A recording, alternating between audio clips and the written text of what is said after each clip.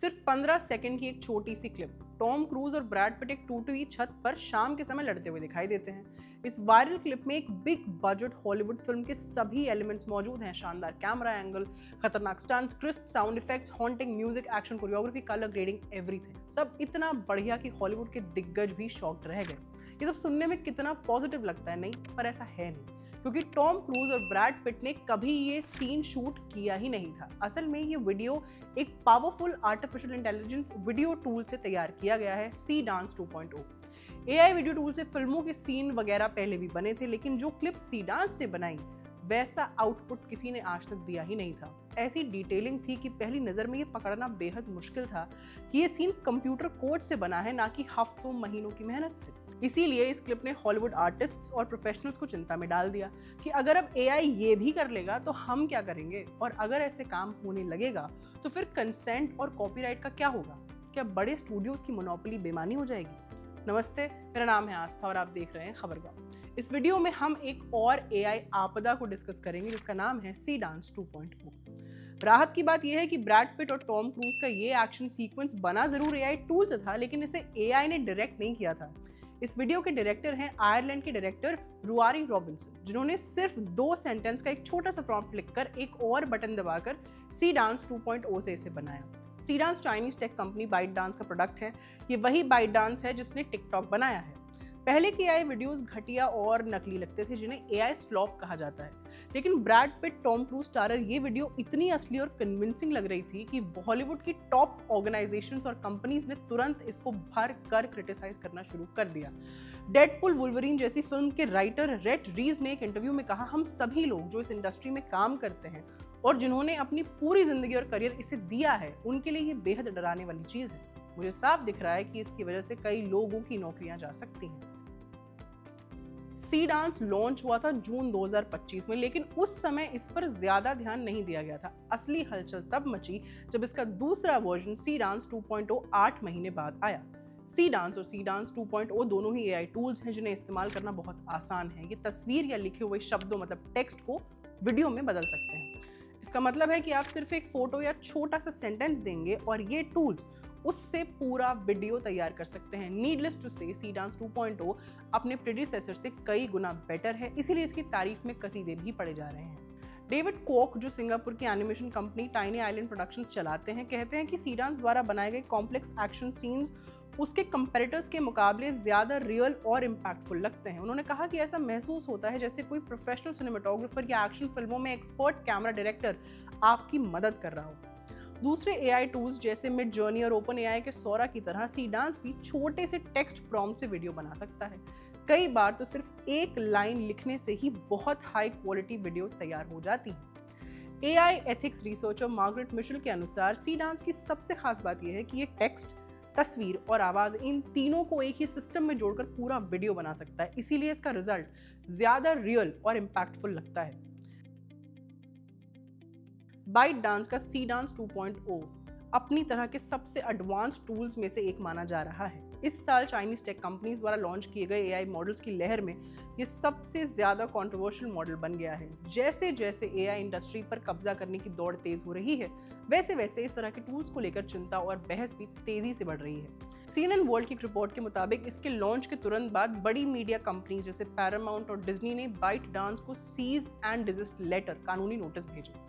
इन companies ने आरोप लगाया कि सी डांस 2.0 ने उनकी कॉपीराइट वाली चीजों को बिना परमिशन इस्तेमाल किया है। साथ ही हॉलीवुड की premier trade organisation Motion Picture Association और labour union SAG-AFTRA, Screen Actors Guild, American Federation of Television and Radio Artists ने भी बाइट डांस को क्रिटिसाइज किया और कहा कि यूएस कॉपीराइटेड काम को इस कंपनी ने अनऑथराइज्ड तरीके से इस्तेमाल किया है। बाइट डांस ने अपने बयान में कहा कि वो इंटेलेक्चुअल प्रॉपर्टी को प्रोटेक्ट करने के लिए और बेटर सेफगार्ड्स लागू करेंगी। रेट रीज, जिन्होंने डेडपूल फिल्म फ्रेंचाइजी पर काम किया है, ने एक्स पर क्रूज और पिट वाले वीडियो को देखने के बाद लिखा, मेरी नेगेटिव सोच ये कहती है कि हॉलीवुड अब पूरी तरह बदलने वाला है या फिर बुरी तरह खत्म हो सकता है। जाहिर है इससे डीप फेक और लोगों की प्राइवेसी को लेकर गंभीर चिंताएं पैदा हुई हैं। इसके बाद बाइट डांस ने इस फीचर को वापस ले लिया और नए नियम लागू किए। अब जो लोग अपनी तस्वीर और आवाज से डिजिटल अवतार बनाना चाहते हैं, उन्हें पहले अपनी पहचान वेरीफाई करनी होगी।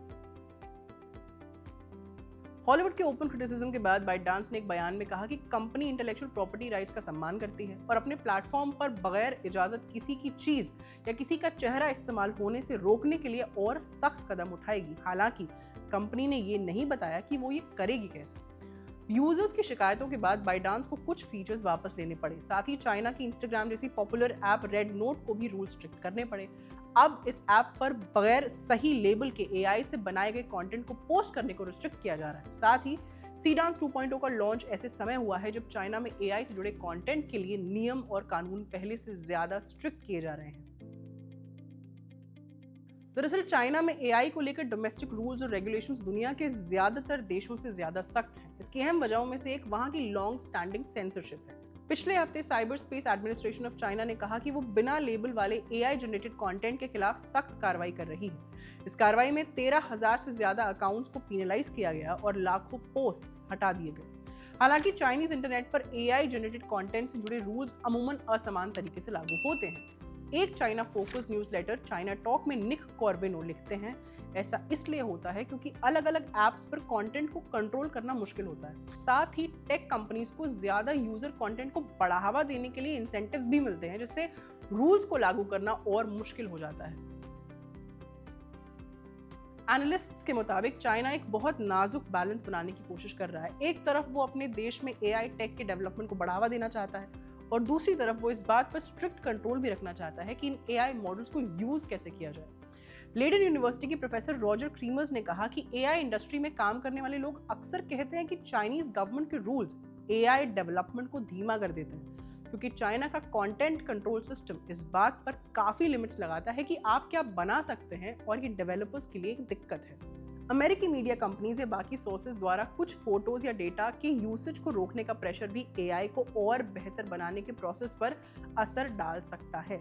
डिज्नी ने बाइटडांस पर आरोप लगाया कि उसने सीडांस 2.0 को ट्रेन करने के लिए उसकी आईपी को इलीगली यूज किया, लेकिन दूसरी ओर डिज्नी ने हाल ही में अमेरिकन कंपनी ओपन एआई के साथ एक समझौता किया, जिसमें ओपन एआई के वीडियो जनरेशन मॉडल सोरा को मिकी माउस और मिनी माउस जैसे ट्रेडमार्क कैरेक्टर्स तक ऑफिशियल एक्सेस मिल सके।